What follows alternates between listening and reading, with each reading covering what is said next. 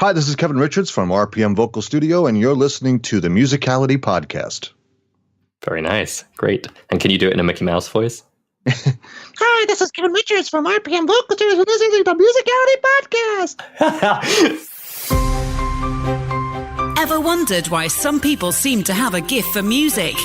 Have you ever wished that you could play by ear, sing in tune, improvise and jam? You're in the right place. Time to turn those wishes into reality. Welcome to the Musicality Podcast with your host, Christopher Sutton. Hi, this is Christopher, founder of Musical You, and welcome to the Musicality Podcast. Today I'm joined by Kevin Richards of RPM Vocal Studio. He's a renowned vocal coach who has worked as a musician, producer, songwriter, and arranger for over 30 years, and he's coached gold and platinum award-winning artists, including Bette Midler and Rod Stewart. As you'll be hearing in this interview, Kevin has a particular angle on his vocal coaching, which sets him apart from most of the technique-focused singing teachers and vocal coaches out there. Kevin specialises in the performance side of singing, meaning what you actually do up on stage or in front of a crowd, and how you make sure your singing performance is the best it can be, even though you're far from the familiar and relaxed environment of the practice room. As I was preparing for this episode and trying to figure out what part of Kevin's expertise would be most useful to you all as listeners of the Musicality Podcast, I was really thinking about how some of you are, I'm sure, performing already and looking for tips on improving. And others are probably too self-conscious or too unsure of your musical abilities to feel comfortable performing or taking center stage. I think whichever category you might be in, this episode is going to blow your mind a little bit, and in a very good way. In this conversation, we talk about why performance was the big piece Kevin found was missing from all the traditional material on learning to sing. One slightly brutal but effective and ultimately enjoyable exercise he does with his students who are nervous to perform in front of people. And how working as Rod Stewart's vocal coach revealed a remarkable attitude to performing that we can all learn from. This conversation was a total pleasure and really illuminating for me, so I hope you'll love it too. My name is Christopher Sutton, and this is the Musicality Podcast from Musical You. Welcome to the show, Kevin. Thank you for joining us today. No problem at all. Glad to be here. So I love to begin by asking our guests a bit about their own musical background. At this point, you're a consummate performer and you help other people up on stage being the best performer and entertainer they can be. Was that natural for you from day one? Did you kind of leap out of the womb with a mic in your hand, or what were those early music experiences like for you? No. As a child, I was extremely introverted, extremely shy, socially shy. I would be, I was, as my mother would say, I was kind of the church mouse that you had to kind of coax out from the shadows to say hello to anyone. I was very socially inept, very afraid to say the wrong thing in front of adults because I might get in trouble. I had an older sister who had a very big mouth who would always got in trouble for saying the wrong thing. So I thought, well, if I don't say anything, I won't get in trouble. So I became very overtly shy. It wasn't until I actually started playing music, starting out as a drummer at the age of 11, that I started to come a little bit more out of my shell, where I started to, but I was still kind of, I was behind the drums, so I could kind of, I had something at distance between me and people. And then as I progressed in bands, I kind of graduated from being a drummer to a bass player. So I was slowly moving myself forward in front of people. And I got a little more confident as I went along. It's really playing in bands is really what opened up my sort of social confidence towards other people. It wasn't until I was really thrust into being a lead singer of my own band I actually really became more of an outrovert, because I had to be. I now had to talk to a room full of people I didn't know. And the first thing I did is I watched a lot of other performers local to my area who were really good at it. And I kind of took a lot of pointers. And I asked some of them, like, how are you really good at talking to an audience? And I had one particular guy give me a really good idea. He goes, I write everything down. I'm going to say between songs. And I learn it like a script. And I say it and I kind of repeat it like an actor. Talking to, I kind of have that way I know I have a set thing to say and I have certain cues for the band. When I say this, click the song in, and boom, we're right on. So there's a flow to the show. Now, that's a really good idea. So I started to come up with, and we used to rehearse this with the band. I'm going to say this, and this, and then you go right into the song. And it helped me not have to try to improvise in front of people. I knew what I was going to say, and the band knew what I was going to say. And it cuts down on dead air, where you're kind of standing around staring at people and you don't know what to say. You have a little bit of it scripted. Yeah, there's room for improvisation, but you kind of know what you're going to say. And that started me sort of more on my role of being more of an active performer towards an audience, is thinking about what I'm going to say to them before I get on the stage. Now, some people that are really good, they're outwardly social. They're really good at just looking at a room full of people and just being able to talk to them. I kind of have to be a bit more scripted in a way. I want to know what I'm going to say. But I can improvise around that. I can talk to people in conversation. It doesn't have to be scripted, but that's a learned process. There's some people that have it very naturally and they're very good, but most of us kind of have to learn it. And it's something you can practice. It sounds strange to say like, well, it's practice improvisation, but jazz people do it all the time. They practice improvisation. So you can actually do it.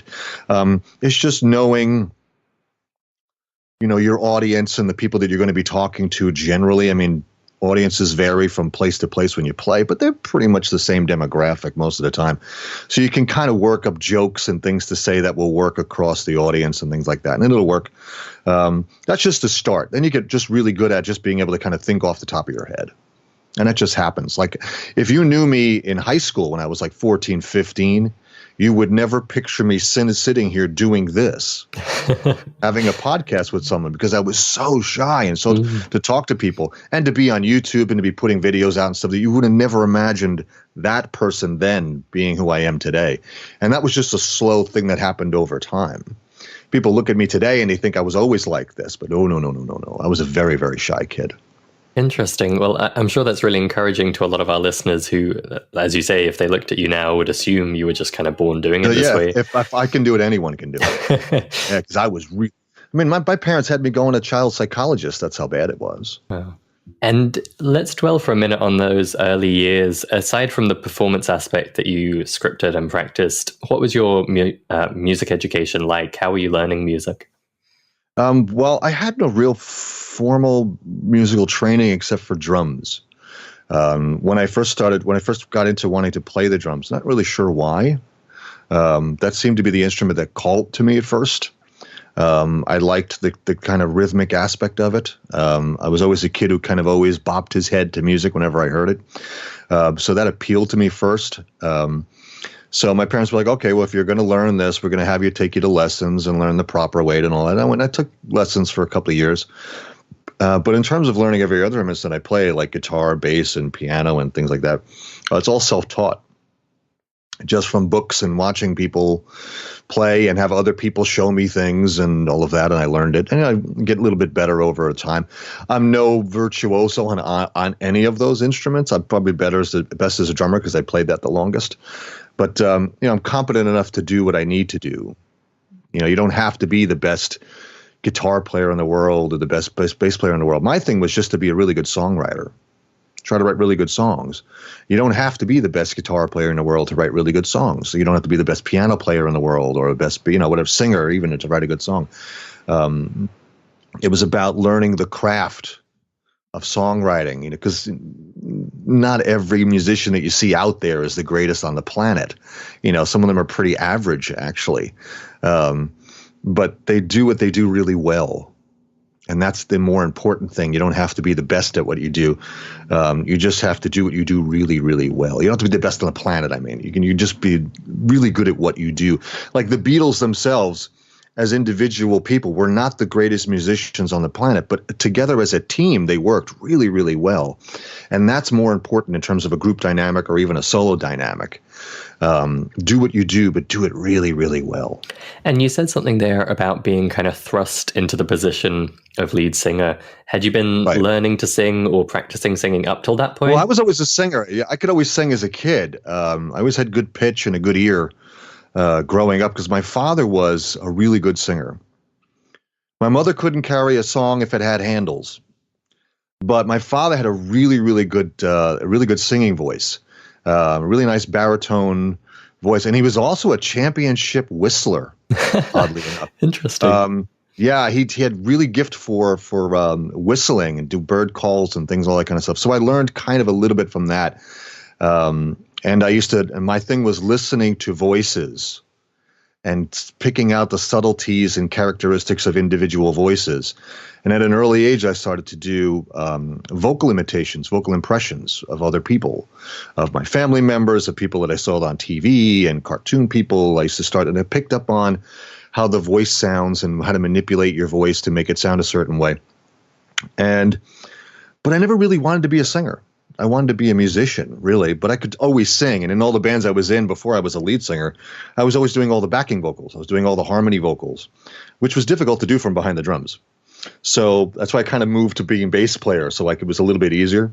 But the singer that we had, who was a friend of my girlfriend's at the time, had this really nice high tenor voice.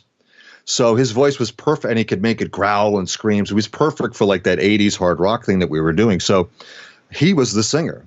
And I was quite happy with writing the songs and letting him sing them.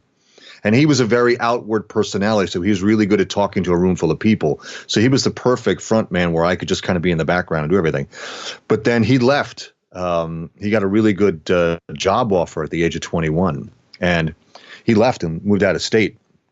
So the band was basically like, no one is going to sing these songs better than you because you wrote them. We're not going to find somebody else who's going to come in here and sing the songs the way you want. Because he would sing them the melodies that I came up with, he would just sing them that way. He wouldn't really, I'm going to sing it my way. He would sing it the way I wrote it.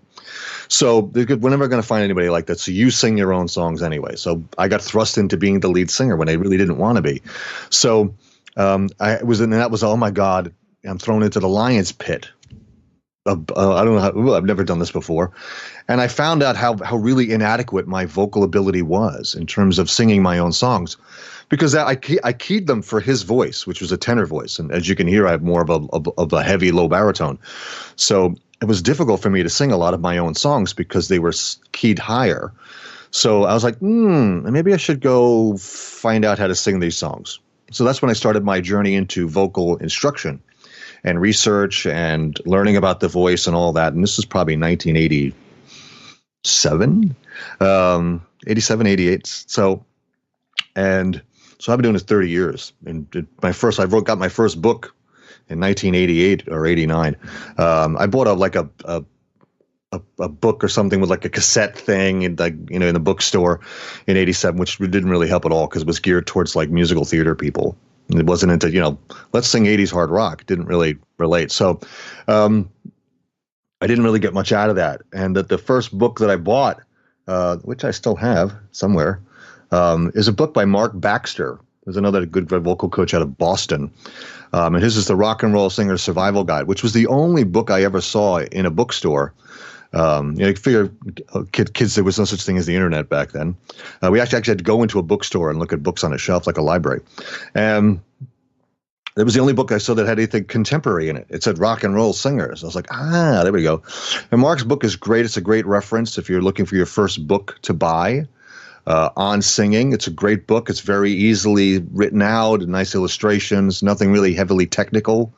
Gives you a good background, and that's a great book for a first-time singer looking to get into learning about the voice and technique. And from there, I started to pick up. I have now over 150 books on voice that I've accumulated over 30 years, which my wife is not too happy about because it takes up a lot of room in the bookshelves.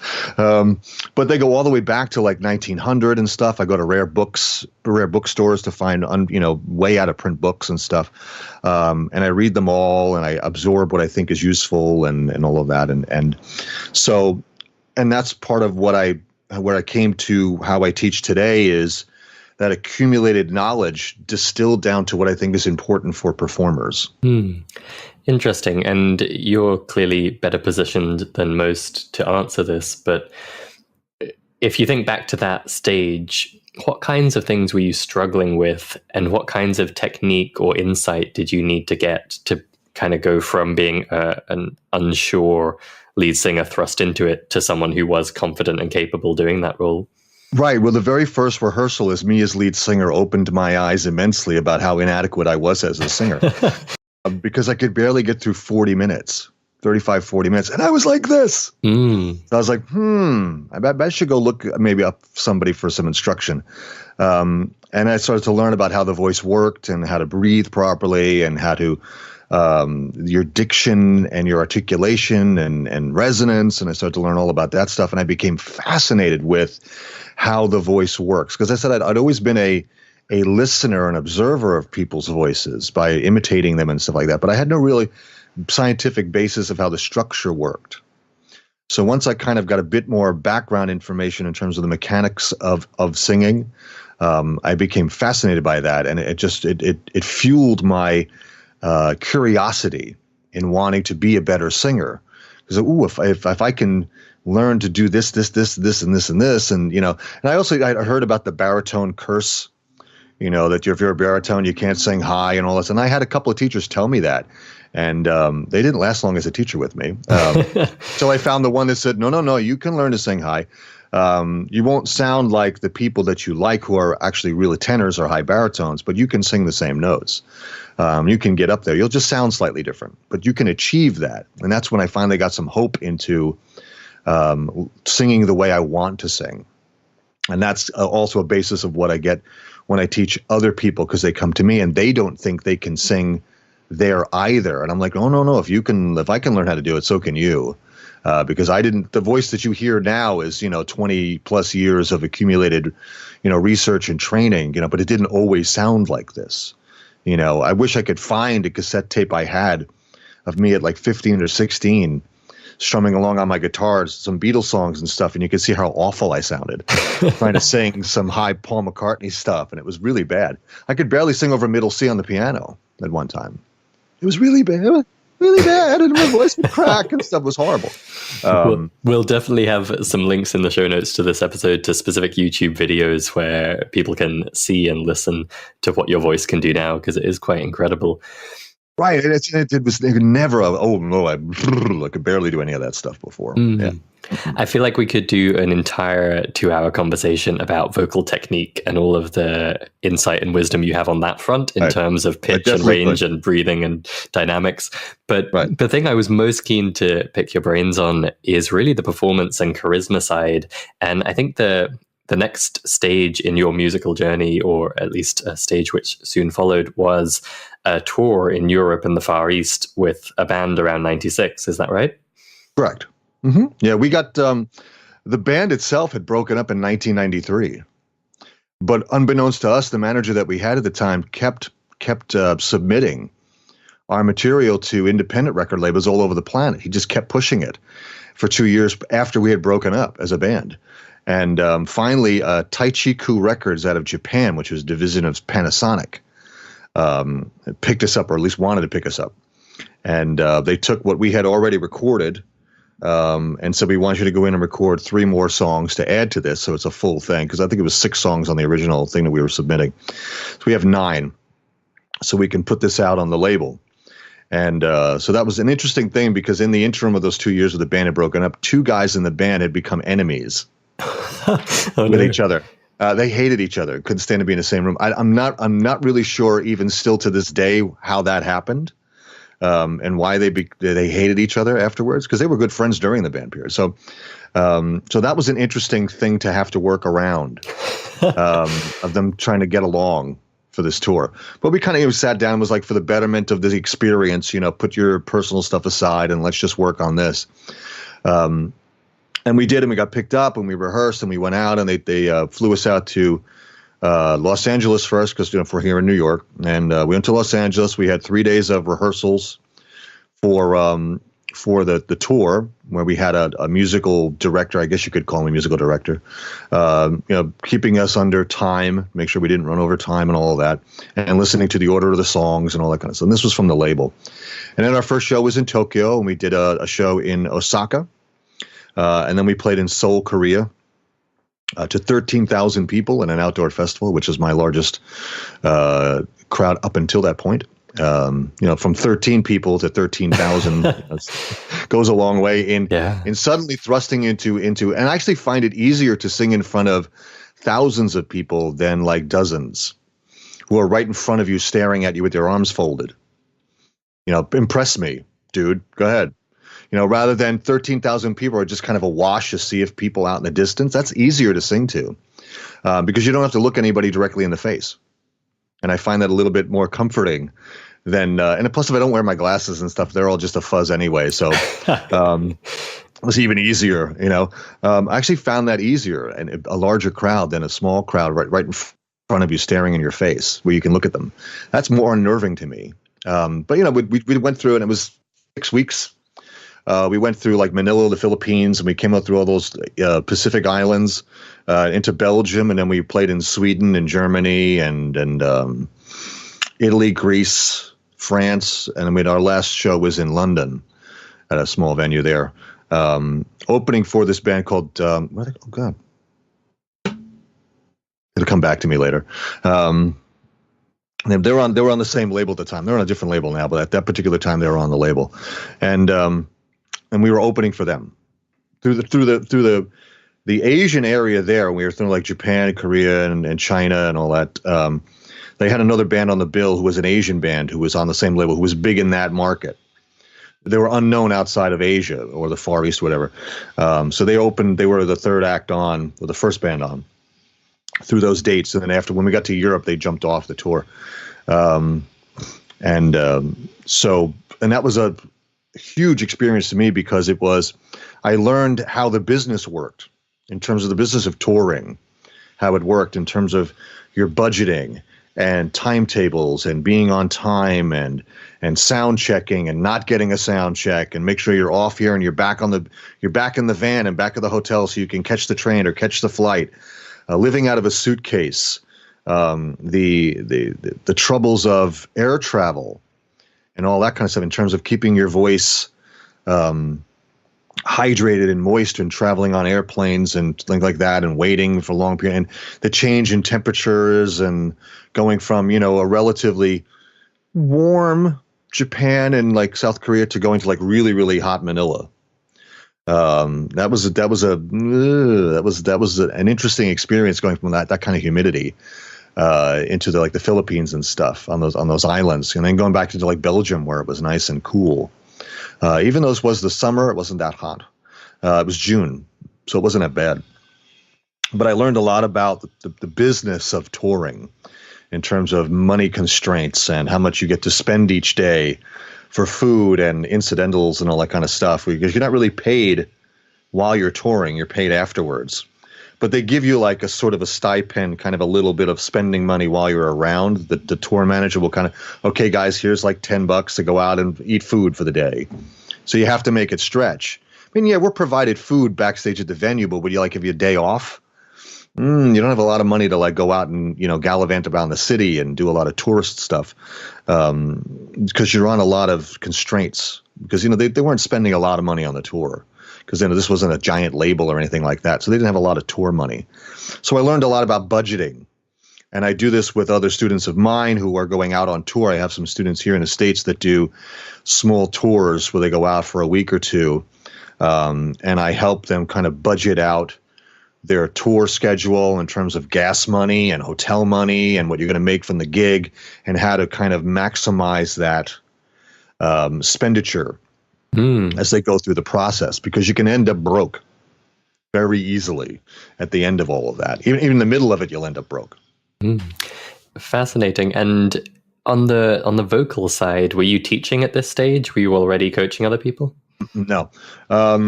No, I didn't start teaching till around 2002, because in the background of all of this, I was a graphic designer. Huh. So that was my quote unquote real job, the one that paid the bills, really. I was a graphic designer, and then I was living in California for a bunch of years, and I moved back to New York, and there just wasn't really a lot of work. So I was doing freelance, a lot of full-time work. So I was doing a lot of freelance graphic design. So in the interim, when I wasn't freelancing, I was teaching. So I was kind of part-time and doing part-time both. And then around 2007, 2008, even the freelance work started to drop off. So I started to teach more And I became basically then a full-time teacher. And we've touched on a couple of times, your particular specialty is kind of performance-oriented vocal coaching. Right. It's really about this question of being on stage, not just kind of singing each note correctly. Where did that come from? Why is it that you went in that direction? Well, it was in my research of singing methodologies. And I found most of them were geared towards doing the method really well, doing the actual technique really well, doing the scales and the exercises really well. And a lot of it, not a lot of it was, or had a lot of it in the methodology. In terms of like other people's vocal courses and books that I read, it was a lot about, there are books out there, especially in the classical community, about performance, which I thought was really good, but not a lot of it in terms of contemporary. There are a lot of books for classical singers about performance, and I thought it was very lacking in terms of the contemporary scene. It was all about, well, I have my method, and this is my method, and this is my method, and this is my pedagogy, and I bought everybody's book and everybody's vocal course and all that to see, and not really a lot of them had any sort of sections based on, well, how does this now relate to when I'm singing in front of people on a stage? It was, well, no, get the exercises really well. Do the exercises really well, and you'll learn how to sing on stage. Not really. There's a difference between training your voice and in performing with your voice. There's a big difference in those two. A lot of what you do in the training gets actually thrown out the window once you hit the stage, because there's only certain things that you can do while you're performing. When you're standing in your house and you're training and you're going, you can pay full attention to what you're doing. You can listen to your voice and you can pay attention to what your body is doing, and you can do it over and over and over again. You hit the stage, you got one time to get it right. And you have to be performing. You have to be engaging the audience. So you can't be paying that much attention to what you're doing physically. And yeah, you're listening and you're feeling what your body is doing, but it's kind of more in the background. And you have to have a lot of stuff kind of set in to that. So my performance stuff is, I try to eliminate all the things out of the training that aren't relative to what you have to do when you sing songs in front of people. So I train towards that goal rather than doing the exercises or the method properly.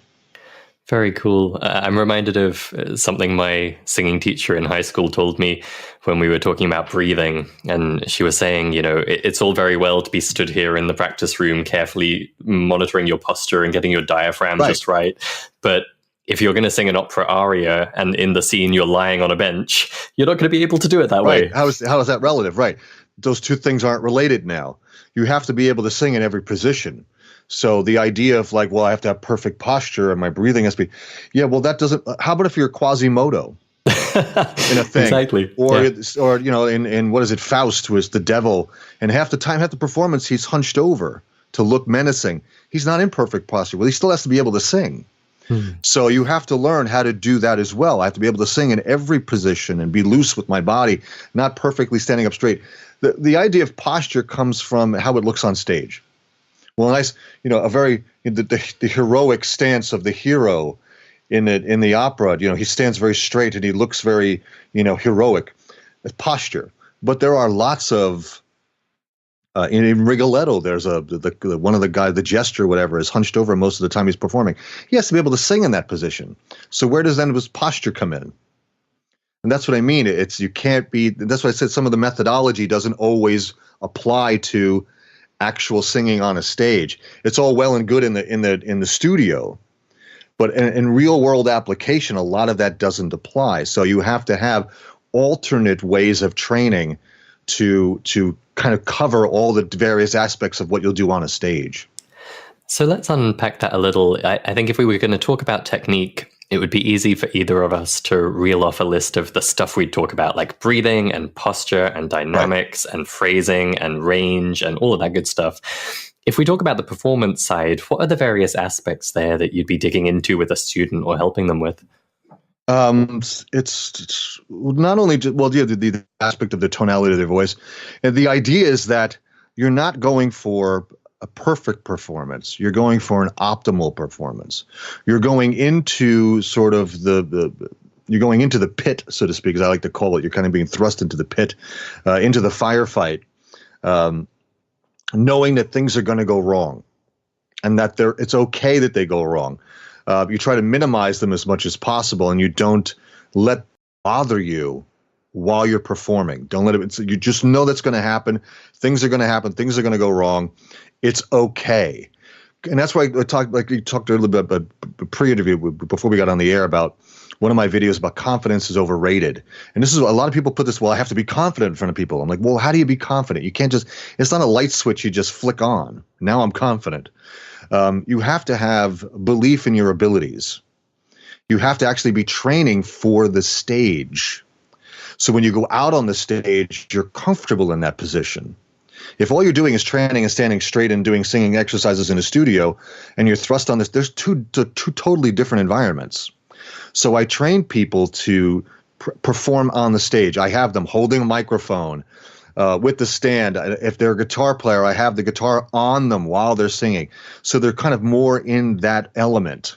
And then I look at how their body is moving, how their posture is in terms of when they're holding an instrument, how they're standing with the microphone, if they're hunched over. Do they look confident? Do they look scared? How do they move around the stage? Because there's a craft to sort of covering the entire length of the stage and hitting all the people in the audience with eye contact and all of that. And how long do you look at somebody before it gets too creepy? It's 2-second rule. You look at them for 1 second, 2 seconds, move on, look at somebody else. After that, it kind of looks like it's a little weird. So all things like that. So I have them do this while they're actually doing the training exercises. They're looking around the room. They're walking in circles. They're doing back and forth. They're moving their body in a loose way. So they feel that they're moving their body. They're actually using their body to sing with. And it's how they look. And I film a lot of them so they can see what they look like. Because a lot of times you don't know. And in a mirror, you're a little self-conscious, so you'll kind of try to look cool if you're looking at yourself in a mirror while you're doing this. But if you just have someone film you and then you look back, you're apt to catch things that you're not really aware of that you're doing. And you'll go, oh, that looks cool, or oh my God, let's not do that anymore. That looks terrible. And that's something I stress with a lot of bands also, is when they're if they do shows, film them. Video yourself on a stage and have everybody in the band look at it so they can all look about how they look. If they're moving too much or not enough, things like that. So I do this with people in the studio. I try to put them in a performance mode so that they're combining all of the elements of training their voice and also performing with it at the same time. That's super fascinating. I think one of the really great practical tips in that video you mentioned was you talked about kind of training beyond what's required. If you do it in the perfect environment, you just need to hit each note and get it right. Right. But you were talking about knowing, for example, that you can sing beyond the range that's required so that when it comes down to it in a performance situation, you can trust yourself in the level of performance you actually need. I have students that come into me. It's like, well, I write my own material, and, the G above middle C is the highest note in all my songs. So that's as far as I need to learn how to sing. And I'm like, well, no. You want to learn how to sing to the high C, the C above that. So that G that's in your songs there is always working for you. It's always there. You're always confident that that's going to come out of your mouth. It's not the end note in your range. It's kind of 3/4 of the way up. And your confidence is more on that note because you can sing higher than that. You want to have more range than you actually need to sing with. If I have a good warm-up day, I can do 5 octaves. The C1 to the C6. Do I need all of that range to sing with? No, I sing pretty much within a 2-octave range. But a knowing that I have that extra buffer range on the outsides gives me confidence that the range that I do sing in will always be there for me and will always work. Or at least with minimum amount of effort or warm-up for me. I know I can get that voice to work for me because I have more of it. And I'm more confident with it because I know I can do more than actually is required of me to do. And that's what I mean by just saying, well, just be confident is overrated. You have to know and have a belief in your abilities to be and confident people aren't really confident. What they are is they understand that mistakes will be made and they don't let that bother them. And they know what they can and cannot do. They know their limitations and they don't go beyond them. They're always working within their limitation. So that gives them a confidence to do what they do really well. So anyone that you see is really confident can do a lot more than they're showing you. And that's the real secret of confidence. So what I loved about hearing you describe the kind of exercises you do with your students there was that it started to kind of demystify this stage charisma or stage presence thing. You know, I'm sure all of our listeners have been to a gig where you see the front man and he's, you know, rocking the microphone. Right. The crowd is enthralled. He seems to be a natural born performer. But clearly hearing you talk about that, like there's a lot of thought and preparation and kind of methodology that goes into, or certainly can go into, preparing for being that front man. Right. There's a great story told by the bass player for Prince. And he talks about, you know, people see Prince, you know, they saw Prince later on. He could do all these great things with like a mic stand. And he would twirl it around and kick his leg over the top of it and through his legs and all that kind of stuff. He said at one time he had none of that in his stage performance. And what he did is he locked himself away in his rehearsal studio for 3 days. Locked himself in, brought a cot in, slept in there with him and a mic stand. And all he did was work out exactly what he wanted to do with that mic stand for 3 days. And when he came out, he had everything you now see him doing. So he had a singular focus. He's like, I want to be really good. I want to do something different with a mic stand that no one's doing before. So he had a singular focus, and for 3 days straight, he did nothing but work on that. So there's a craft in that. And this was something I touched upon with Rod Stewart when I was traveling with him for a couple of days. Was about that I teach people this stuff. He's like, oh, I've got that covered, you know, with using mic stand and stuff, which actually he stole from Sam Cooke. The use of a mic stand and tilting his head back and stuff when he sings. He saw Sam Cooke do that and he stole that idea. So it's okay to sort of steal some ideas from other people. And that's what I used to do. I used to go and see other guys that were really good at being frontmen and kind of nick little ideas here and there about how they stood and how they looked at a crowd and how they used a microphone and a mic stand. And you just pick up these little ideas and incorporate them into what you do. And you just practice with it and you kind of make it your own. And I practice this with students in the studio. I have them hold the mic stand and hold the mic and work it as an additional prop on the stage. And actually holding something can give you a little bit more confidence. That you're not just bare out in front of people. You actually have something kind of between you and the audience that you can kind of work around. It becomes a dance partner with you. And you kind of learn to move with it and use it and all of that. And it gives you something, a little bit of security. You have something to grab onto and all of that. And I work on that with students, and it helps them relate more to an audience and bridge that gap of confidence. It helps them learn to become confident and not just, you can't just switch on a light and become confident. So you've mentioned a couple of world-famous names there, Prince and Rod Stewart. And I want to ask you kind of a double-ended question, which is, do you think all of the kind of pro performers have been this kind of conscious and intentional about it versus just kind of doing it instinctively? And contrary-wise, do you think there are amateurs who just can never learn this because they don't have what it takes? Well, it's all down to your mindset. Anyone can learn to do it. It's how natural you'll look when you do it. If you look at very early live performance clips of Bono and U2, and then you look at it throughout the years, you'll see that his stage performance and his stage persona changed as the years went on. It became a little less flamboyant and a little more measured, a little more thought out in how he moves across the stage and looks at. It's a bit more performance orientated. You see, he's really planned it out of where I'm going to walk to and how I'm going to look at the stage. Whereas in the early 80s, he was pretty much just going on adrenaline and improvising. I'm going to run over here now, and I'm going to run over there, and I'm going to climb the scaffolding and wave a flag and, you know, whatever on the top of his head. And over the years, he kind of crafted it and became more of a front man rather than a lead singer. And he started to evoke that. Now you have some people like Freddie Mercury who seem to have it right from the get-go. But he also kind of developed his stage performance as he went on. His mannerisms became more measured, more tight, more thought out. He knew what certain body postures got a crowd excited. He knew if he raised his fist in the arm, he could get most of the audience to raise their fist as well. And if he clapped, he could get them to clap. And it's when you go from smaller audiences to larger audiences, you start to learn what body movements work more for the size of the audience. The larger the audience you sing to, the more exaggerated your body movements have to be, because people way in the back have to see this tiny little figure moving. So you kind of your movements become bigger and less frantic. They have to be a bit more measured.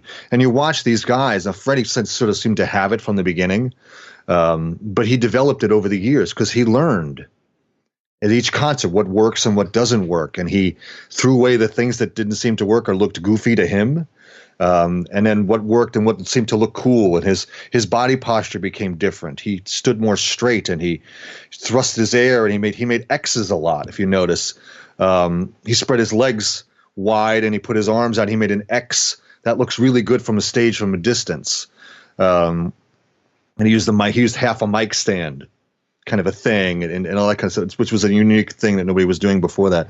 Like I said, and Bono's become more measured in the way that he kind of struts across the stage now. He doesn't run anymore because now he's a little bit older, but he's not running, but he does run a little bit, but not as much as he did like when he was in his 20s. But now he kind of struts. It's more of a confidence thing rather than a maniacal, crazy person lead singer. It's more like, no, I'm a confident front man and I'm going to command the audience, and he projects that. But that was learned over time. And anyone can learn to do that. Nice. And you provide one-on-one training in this kind of thing, both in person and online. If we imagine the kind of church mouse 16-year-old that you mentioned you were yourself, and they came to you and said, listen, in 2 months' time, I've got to front this band going on a little tour. What kind of stuff might you have them doing to bring that out of them and to give them that confidence and that kind of well-grounded confidence? Well, funny you should ask, because this is something I do with them. I don't want to give the secret away too much, but with some of these people, I've actually taken. Now I teach 2 blocks from Times Square, so it's a very busy area with lots of people on the street.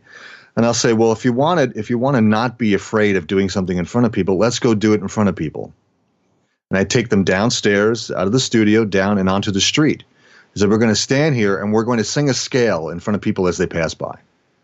And I just do it.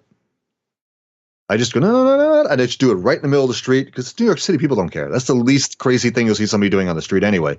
So I just do it. And I'm like, see that? See, I just did that. When I was 16, when I was your age, I couldn't do that. But I can do that now. So you do it, and I get them to, and I goat them to do it. And I'm like, see, nothing happened. The world didn't end. You didn't die. The Earth didn't stop spinning on its axis and we flew off into space. The world didn't end. So it's okay. You can do it. Nothing bad is going to happen to you. And that's the first step. The brain, your mind, needs to learn that nothing really bad is going to happen. Somebody might look at you really weird, but they kept right on walking. They're not really all that concerned. It's your mindset of it, is you're afraid of it. Like I said, I was afraid to talk to people, and I had an irrational fear of that. And I don't know why I had it. Over time, I learned that nothing bad is going to happen if I talk to people. But I didn't know that at that age, but I had to learn it over time. So my experience in terms of how I learned to not be that introverted, that shy, I helped them realize this. Like, listen, I wasn't always this way. I was like you at one time. So if I can do it, you can do it. And here are the steps that I took to be that person. And I can streamline it for you. So you don't have to take the 20 odd years to get to that. You can take 2 months to get to that, because I learned, and I can actually take all the stuff that isn't really relevant and just give you the bullet points. And now you can work on that. And we work on that together in the studio. And I have them go to open mic nights and perform in front of people. And I say, yeah, you're going to be nervous. You're going to be sweating like you have never sweat before, but you're going to get over it. And the more you do it, the better you get at it. And that's the one thing a lot of people, they don't want to take that first step to do it. And I'm like, no, you have to get out there and get in front of people. If you don't do it, you never learn. Very cool. So I think that gives us a glimpse of what you do at RPM Vocal Studio, but tell us more. You provide online courses as well, is that right? I have a couple of courses. Yeah, I have one called Breaking the Chains, which is kind of an intermediate I didn't really see a lot of courses out when I put it out. There weren't a lot of vocal courses out there for people that didn't sing like classical or Broadway or jazz. There were a couple, but not geared towards sort of more high pitched or higher range singing. So I came up with one. And again, it's a very simplistic course. It's not really a ton of stuff involved, but it's very geared towards performance, and it's very simplistic exercises. Nothing really complicated in there, because singing doesn't have to be really complicated. It could be very simplistic. You can learn very complicated things to do with your voice in a very simplistic way. Then I have kind of a warm-up, which is called Vocal Fire, which is you can use it either as a warm-up or you can use it kind of as a beginner's course.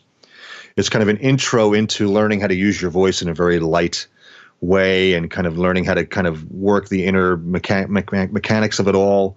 And they're all inexpensive. You can get both of them for $100, as a digital download. You don't have to spend, a month's rent to buy one course, because I don't think a course needs to have like 9 CDs and 55 videos and stuff to learn. You can get a lot of the very basic concepts that you can keep using in a very quick way.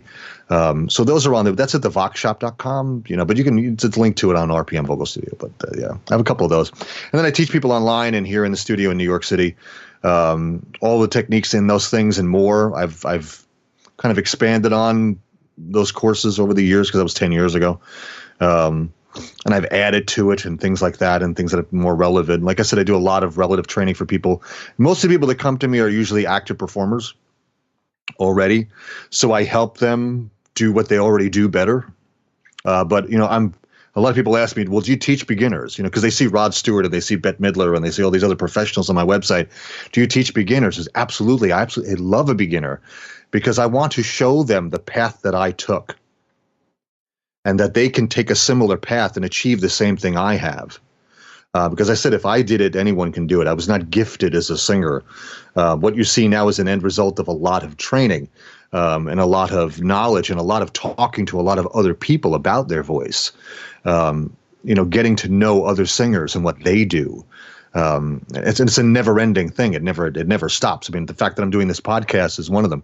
I want people to learn. I want to learn from other people. It's a never-ending process. So all of that is incorporated in my online and in-person lessons. It's all relative training to performance. Fantastic. And on that front, I think our listeners are going to yell at me if I don't circle back and ask you to talk a little bit more about working with Rod Stewart before we wrap things up. Sure. Are there any kind of standout highlights or lessons learned from working with him? Yes, to have fun. Oh, really? Yeah, because he said when I first met him, because I'd only corresponded him through email first, and when I first met him, they flew me out to Chicago and put me up in his hotel with him to travel with him. It was a nice 5-star hotel, which I'd never been in before. The first time he met me, he hugged me. He gave me a hug. I never met this guy before in my life. How you doing, mate? And all this stuff like this. And then he asked his tour manager, where am I going? He had no idea what city he was going to, which was Cincinnati. And he said, oh, good, let's go have some fun. Now, he talked about this in the car to the private jet, and in the private jet to Cincinnati was about, and I asked him about, how is he still doing this at 72 years of age? And he's now 73, but back then it was 72. And he's like, I got to have fun. Have fun. It's the greatest job in the world. And when I go out there, I try to have as much fun as possible. And that's his thing. He loves what he does. And I said to a lot of people at your sort of stage of career could kind of coast through, and just kind of show up and do a show and there'll be no people because of your name. He goes, no, he tries to put on the best show he possibly can. From the people that he hires to the musicians that back him, to the songs that he chooses, the set list that he comes up with, to how he performs, what he wears on stage. It's all calculated to giving people the best show possible. But all at the same time, he wants to have fun. And that's his whole – the fact that he still has fun is why he's still doing it and why he doesn't see himself retiring anytime soon. It's because he's having too much fun. He loves what he does. And that's the thing that I've taken away with this is that He goes, yeah, it's a lot of hard work and there's a lot of hours involved, but in the end, that performance comes, and that's when I have my fun, and it's all worth it. And that's all. That's why you have to perform, because that's the end result of all this training and going through all the hours of tedious exercises is the performance, and that's where you have the fun, and that's where it pays off. So the whole process here is that to understand that what I learned from Rod Stewart, and actually when I also consulted with Bette Midler, was that she likes to have a lot of fun. She's a very funny person when you meet her, and she looks at performing and singing as an exercise in having a good time. She loves it. She loves performing. That's why she does it. And most performers do. Most singers do. They love performing. So you kind of have to understand that the tedious process is to get that end result of the fun. But you can have fun along the way. I mean, it's all in terms of the teacher that you have and stuff, and they can make it fun for you. That was one of the things I liked about a couple of teachers that I had, is that they made the experience fun. I didn't dread going there. Oh my God, this is going to be so boring. They were fun teachers. And that usually, and that's what I liked about when I traveled with Rod Stewart, is everywhere he went, he was trying to have fun. He said hello to people. How you doing? He had a joke for them and things like that. He just enjoys life.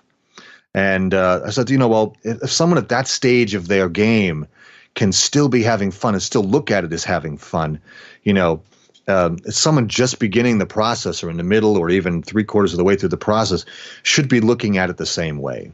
So my main thing coming out of Rod Stewart was make the process fun for yourself. Look for ways that you can make it enjoyable and not just drudgery. Challenge yourself in different ways to make it fun. Stand out in the middle of Times Square and sing a scale or sing a song and give yourself that adrenaline rush. It's like riding a roller coaster for the first time. It's like, oh, I got over it. Yay. But you're petrified before that. But afterwards, it's like exhilarating. And that's what singers need to learn and performers need to learn, is you have to do it. And you want to go out and do it and have a lot of fun. Tremendous. Well, this has been such a fascinating glimpse into the world of performance and performance-based training. Thank you so much for joining us today, Kevin. Oh, you're very welcome. I enjoyed it immensely. I had a lot of fun. Poor Rod Stewart. Want to know how musical you are and how to improve? Find out free at musicalitypodcast.com/checklist. What did you think? Kevin's perspective really casts a different light on the whole subject of performance, doesn't it? Let's unpack it a little. Kevin was always a comfortable singer growing up, but he actually started out on drums and then was thrust into being a lead singer as needed by the band he was writing songs for. Although he had always sung casually, he realized in the very first band practice how much he had to learn when his voice ran out after just 40 minutes. Skip forwards a few years, and he went on to book a 6-week international tour with a band that had actually already broken up. Despite some relationship challenges among the band members, they had a successful tour, and it taught him a lot about the business side and practicalities of touring, something that he's now able to help his students with too. As he studied singing and went on to start teaching, he found that a lot of the material out there focused exclusively on the method, the technique side of being a singer. And while there was guidance for classical singers on performing, there really wasn't much to help people in contemporary styles. We talked about the mismatch between the pristine teaching environment, where you can have perfect posture and breathing, and the real-world situations where you're on stage as a rock frontman or in a theatre playing a hunchback role, where suddenly that pristine environment seems worlds away, and you somehow still have to deliver a solid performance. I loved Kevin's insight on this, that confidence stems from knowing your capabilities and practicing beyond the level that will be required of you. He gave the example of pitch range, where if you know the top note you're going to need to sing, don't just practice up to that note, practice beyond it, so that when it comes time to perform, that note is actually comfortably within your abilities. I think this is a lesson that can be applied in a ton of different ways in music learning, and really gives a key insight into the practical steps you can take to learn confidence, whether or not it comes naturally to you. Kevin gave a wonderful description of what it means to do performance-based vocal coaching, putting a student in real stage environments with the actual props and posture and movements they'd be doing in the live situation, And then even taking them beyond that out to open mics or onto the streets of New York to help them get past any anxiety they might have about performing in front of an audience. As he put it, you need to learn that mistakes will happen and you can move past them. It's not the end of the world. And once you internalize that, it's a lot easier to play the role of frontman or stage performer. It was really cool hearing him talk about specific well-known artists such as Bono, Prince, Rod Stewart, Freddie Mercury, people I think we'd all assume were just natural-born performers. But whether they found it easy at the beginning or not, it's clear from his examples that they all consciously worked at the craft of performance, developing their stage presence and behavior, learning from what worked, and gradually improving and refining over time. And whether it's these examples or Kevin's own story of going from teenage church mouse to international touring lead singer and world-famous performance coach, I hope you can draw inspiration and encouragement that you too can learn to be whatever level of performer you deep down wish to be. I asked Kevin what had stood out to him most working with Rod Stewart, and his answer was, have fun. Now, this is a message that we've talked about on the show before, and it came up a few times in our 100th episode celebration where we heard from multiple experts on what it takes to tap into your inner musicality. But I think Kevin's point here went beyond the surface level in a really interesting way. Taking Rod Stewart and Bette Midler as examples, and set against the context of everything he had said about learning to perform and consciously, intentionally developing that ability and skill set, the message wasn't just, hey, relax, have fun with it. Which is good, because I know any of you who felt too nervous to perform would be a bit irritated by that unhelpful advice. Instead, it was, these skills are learnable. It's hard work, and it's step by step, and you're going to have to go beyond your comfort zone. But all that pays off, and ultimately it's all about the performance. The practicing itself can be enjoyable, but the big point is that the payoff comes in the performing. When you step out there and share your music with an audience and you see their response. That's the fun that keeps Rod Stewart at it after so many years as a world-class performer. That's the fun that Kevin helps his students to discover, whether they're right at the beginning or they're already out there performing. And I hope you'll take that idea away with you from this conversation, that performing doesn't have to be intimidating, and it certainly doesn't have to be something that comes naturally. It can be learned, and learning it can lead to tremendous musical fun. You can learn more about Kevin's teaching, including one-to-one lessons in person and online, at rpmvocalstudio.com. And you can explore his vocal training products at The Vox Shop, Vox spelt V-O-X, thevoxshop.com. We'll have links to those, as well as Kevin's YouTube channel, in the show notes for this episode at musicalitypodcast.com. Thanks for listening to this episode, and I'll see you on the next one. Thank you for listening to the Musicality Podcast. This episode has ended, but your musical journey continues. Head over to musicalitypodcast.com, where you will find the links and resources mentioned in this episode, as well as bonus content exclusive for podcast listeners.